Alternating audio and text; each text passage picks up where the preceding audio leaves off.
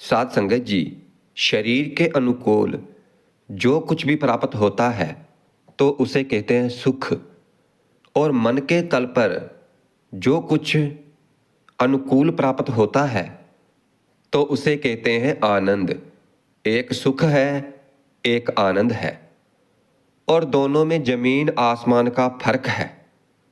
सुख चाहे कैसा भी हो मगर आखिर में दुख में बदलता ही है। ऐसा कोई भी सुख नहीं जो दुख में ना बदले। अब जन्म सुख सही पर मरण के दुख में बदलता है। अब जवानी सुख सही पर बुढ़ापे के दुख में बदलती ही है। जब लग जरा रोग नहीं आया, अब बुढ़ापे को रोग कह देते हैं। और हूबहू इसी तरीके से ऐसा समझ लें कि सुख दुख में बदलता है और आनंद केवल आनंद ही है। उसके विपरीत, उसके मुकाबले कोई दूसरी अवस्था नहीं है। सुख के मुखालिक अवस्था है दुख, आनंद के विपरीत, आनंद के मुखालफ, आनंद के मुकाबले कोई दूसरे हालात नहीं है, कोई दूसरी अवस्था नहीं है। अब दूसरा नुक्ता जरा ध्यान से सुनना। सुख पदार्थ से मिलता है और आनंद परमात्मा से मिलता है। शरीर को कोई भी सुख चाहिए तो पदार्थ से मिलेगा और पदार्थ बाहर से मिलेंगे, अंदर कुछ भी नहीं मिलेगा। सुख पदार्थ से मिलेगा और पदार्थ के अनेकों रूप हैं। पदार्थ अनेकों प्रकार का है। सुख पदार्थ से मिलेगा, आनंद की प्राप्ति परमात्मा के द्वारा होगी। और पदार्थ बाहर से मिलेंगे और परमात्मा अंदर से मिलेंगे। और जो अपने अंदर पदार्थ को खोजने की कोशिश करेगा तो वो भ्रम में है, उसे भुलेखा है। और जो बाहर परमात्मा को तलाशने की, खोजने की कोशिश करता है तो गुरबाणी कहती है, बाहर टोले सो भरम भुलाई। वो भ्रम में है, भुलेखे में है। वो मनुष्य भी भ्रम में है, भुलेखे में है, जो पदार्थ को अंदर खोजता है। और वो भी भ्रम में है, भुलेखे में है, जो कि उस परमात्मा को, उस कुल मालक को बाहर ही बाहर खोजता फिरता है। बाबा फरीद जी ने तो यहां तक कह दिया है कि जंगल जंगल क्या भवे, ओ वन कंडा मोड़े। परमात्मा तेरे क्या मुंह लगना, तेरे मुख कांटे ही लगने हैं। वन कंडा मोड़े, वसी रब दी आली है, जंगल क्या ढूंढे। एक दूसरा नुक्ता भी सुन लीजिए। इसका यह मतलब नहीं कि बाहर परमात्मा नहीं है। बाहर भीतर एको जानो, ये गुर ज्ञान बताई। जन नानक बिन आपा चीने, मिटे ना भरम की काई। आप जी फरमा रहे हैं कि जब अंदर है तो अंदर तो बहुत पास है, नजदीक है। और कहते हैं कि जब पास से ही नहीं मिला तो फिर दूर से क्या मिलेगा। जब पास से ही उस परमात्मा की प्राप्ति नहीं हुई तो फिर दूर से कैसे होगी। सब कुछ घर में, बाहर नाही, बाहर टोले सो भरम भुलाई। अब हम इसको दोहराकर फिर बयान कर रहे हैं कि जो भीतर से पदार्थ खोजने की कोशिश करता है, सोना मिलेगा, चांदी मिलेगी, हीरे मिलेंगे, मोती मिलेंगे, अन्न मिलेगा, धन मिलेगा और सभी संबंध मिलेंगे, तो ये भीतर से नहीं मिलेंगे, ये सब बाहर से ही मिलेंगे।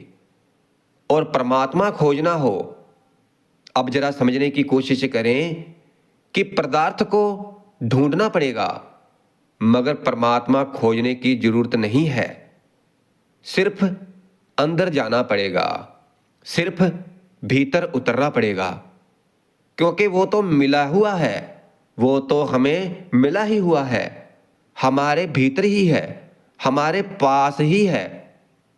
अब हो सकता है कि सोना मिला नहीं, खोजना पड़ेगा, हीरा पास नहीं हो, खोजना पड़ेगा, मोती पास नहीं है, खोजना पड़ेगा, धन पास नहीं है, खोजना पड़ेगा, परिवार के संबंध, रिश्ते नाते खोजने पड़ेंगे, जोड़ने पड़ेंगे, पदार्थ खोजने पड़ते हैं। और कहते हैं कि उस परमात्मा को खोजने की जरूरत नहीं है, तलाशने की जरूरत नहीं है, घर के अंदर जाना पड़ता है। शरीर को सुख मिलता है पदार्थ से, और पदार्थ मिलते हैं बाहर से। मन को आनंद मिलता है परमात्मा से। पर क्या कोई जाए परमात्मा के घर में? पर मन घर में नहीं है, बाहर भटक रहा है।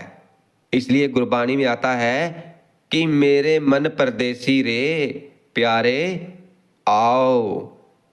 बस तुम सिर्फ घर में आ जाओ।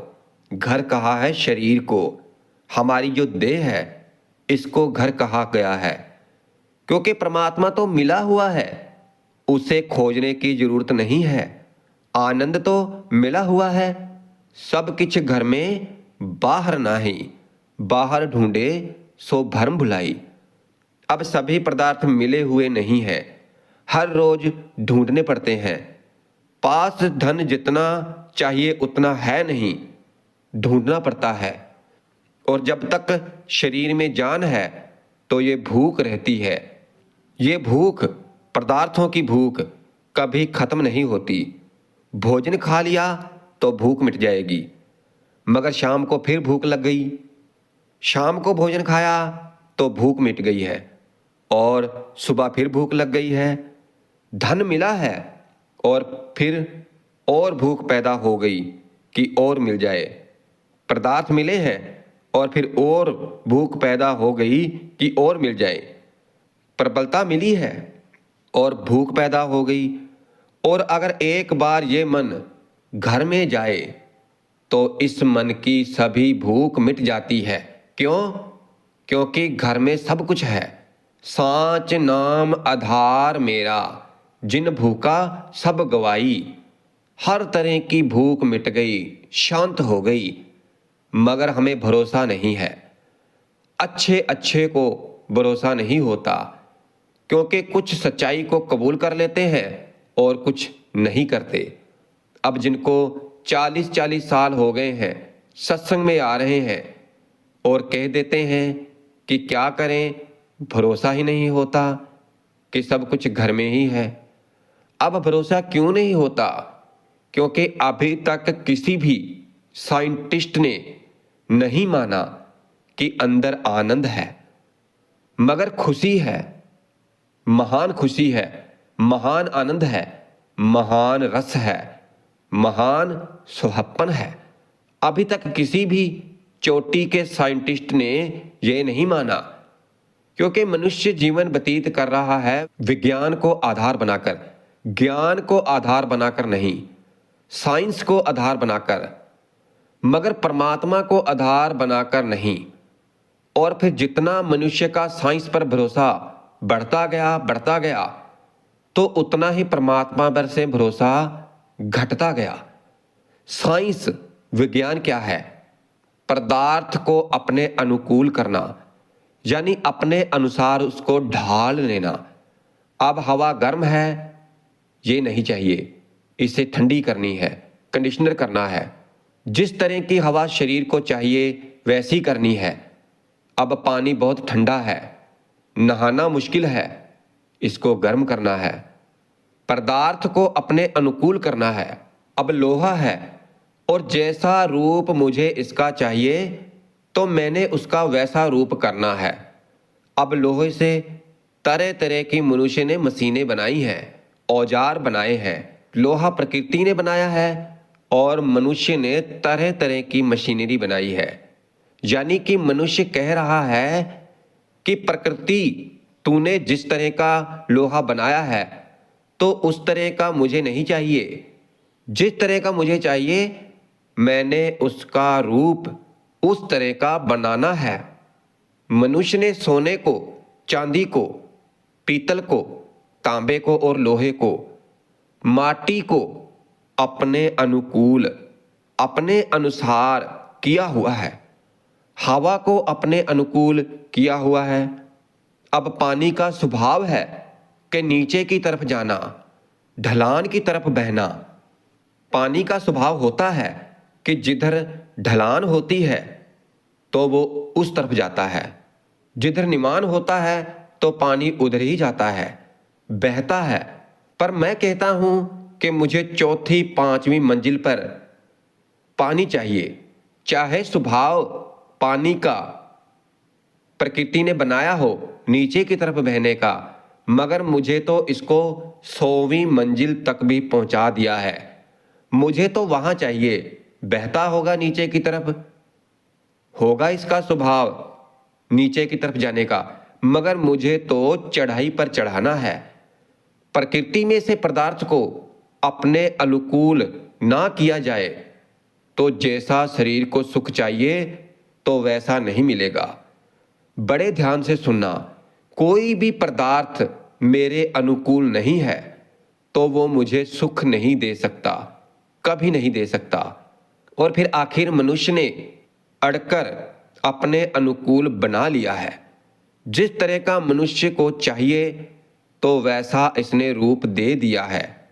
फिर चाहे लोहा हो, तांबा हो, पीतल हो, माटी हो, हवा हो और पानी हो, आग में जो कुछ भी मुझे चाहिए तो वैसा मैंने बनाना है। मैंने इसका उपयोग उस तरह करना है जैसी मेरी जरूरत है, मुझे चाहिए। अब ये आग देख लो कि सब कुछ जलाकर राख कर देती है, मगर ये मनुष्य देख लो कि इस आग से कितने काम कर रहा है। क्योंकि विज्ञान यहां पर खड़ा है कि पदार्थ को अपने अनुकूल करना, अपने अनुसार करना, और इसी से सुख मिलेगा, वरना नहीं मिलेगा। और ये पदार्थ केवल बाहर है, भीतर तो कुछ भी नहीं। क्योंकि ना ही भीतर लोहा मिलता है, ना ही सोना मिलता है, और ना ही चांदी मिलती है, और ना ही धन मिलता है, ना ही अन्न मिलता है, ना ही परिवार मिलता है, और ना ही बंगले कोठियां मिलती हैं। कुछ भी नहीं मिलता। ये सब कुछ बाहर ही है। जो तन के सभी सुख हैं वो बाहर है। सुख भी तभी मिलता है जब मनुष्य पदार्थ को अपने अनुसार कर लेता है, तब, वरना नहीं मिलता। और ये जो हमारा मन है तो इसको आनंद उस समय मिलता है जब ये अपने आप को उस परमात्मा के अनुकूल, उस परमात्मा के अनुसार कर ले। पदार्थ मेरे अनुकूल नहीं है, जैसा मुझे चाहिए तो मुझे शारीरिक सुख नहीं मिलता, और जैसा परमात्मा है तो वैसा मैंने अपने मन को बनाया नहीं। परमात्मा के अनुकूल किया ही नहीं तो मुझे कुछ नहीं मिलेगा। मुझे आनंद नहीं मिलेगा और शरीर को सुख मिलता जाएगा और मन रोता जाएगा। शरीर को सुख मिलेगा मगर मन दुखी होता है। शरीर को सभी सुख मिलते जाएंगे, मन कलेश के साथ भरता जाएगा।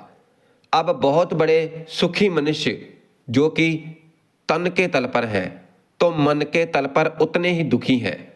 सतगुरु महाराज फरमाते हैं कि बड़े बड़े जो दिसे लोग, सतगुरु जी फरमाते हैं कि परिवार बड़ा हो सकता है, धन संपदा ज्यादा हो सकती है, बंगले कोठियां बड़ी बड़ी हो सकती हैं, कारोबार बड़ा हो सकता है, सोना चांदी हीरे जवाहरात बहुत ज्यादा तादाद में हो सकते हैं, सब कुछ बड़ा हो सकता है। मनुष्य की शारीरिक वड्याई और बाहर की वड्याई इस पर खड़ी है। अगर ये बाहर से बड़ा नहीं है तो इसे शरीर के तल से बड़ा कहना मुश्किल हो जाएगा, कठिन हो जाएगा।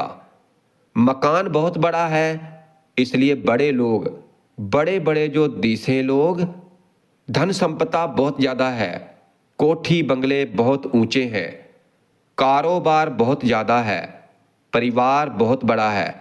अब जरा ध्यान से सुनना कि बाहर से जितने ही बड़े मनुष्य दिखाई देते हैं तो अंदर से उतने ही छोटे हैं। बड़े बड़े जो दिसे लोग, तिनको व्यापे चिंता रोग। बाहर से बहुत बड़े हैं पर अंदर से बहुत छोटे हैं। अब बाहर से मनुष्य बड़ा हो सकता है, महल बड़ा है, कारोबार बड़ा है, धन संपदा बड़ी है, परिवार बड़ा है, मगर भीतर से तो ये मनुष्य उस दिन बड़ा होगा जिस दिन सबसे बड़ा वो परमात्मा इसे मिल जाएगा, जब इसे उस परमात्मा की प्राप्ति हो जाएगी। असल में बड़ा तो तब होगा। जो बहुत बड़े लोग हैं तो कभी उनके पास बैठने का मौका मिले तो देखना कि वो बाहर से जितने बड़े हैं तो अंदर से उतने ही छोटे हैं, अंदर उतनी ही चिंता है। अब ये मनुष्य अंदर से क्यों नहीं बड़ा होना चाहता, जैसे बाहर बड़ा होना चाहता है?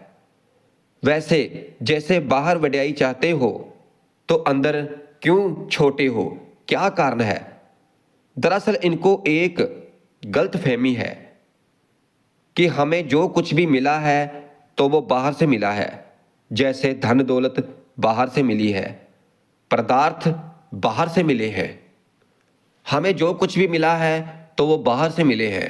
कोठी बंगले मिले हैं तो वो भी बाहर से मिले हैं। इज्जत मान मर्यादा मिली है तो वो भी बाहर से मिली है।